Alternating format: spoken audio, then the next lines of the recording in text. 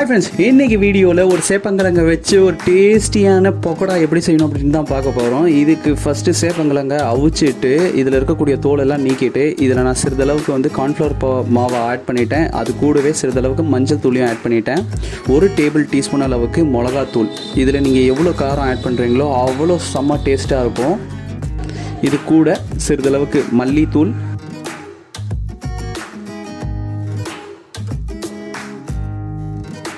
கொஞ்சம் கலர் எடுத்துக்கோங்க. சப்போஸ் உங்களுக்கு கலர் தேவையில்லை அப்படின்னா நீங்கள் கலர் எடுத்துக்கணும்னு அவசியமே கிடையாது. இது கூட சிறிதளவுக்கு உப்பு.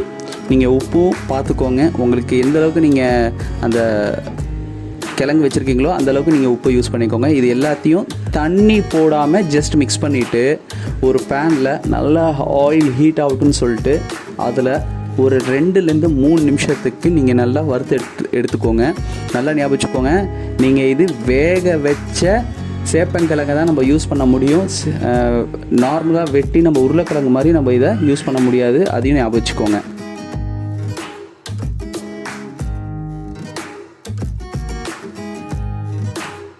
இப்போ இது ஃப்ரை ஆனதுக்கப்புறம் வேறு ஒரு தட்டில் இதை மாற்றிட்டு இது மேலே சிறிதளவுக்கு பெப்பரை தூவி விட்டு வெங்காயமோ இல்லை தாளித்த கருவேப்பிலையோ வச்சு சாப்பிட்டா வேறு லெவல். கண்டிப்பாக ட்ரை பண்ணி பாருங்கள்.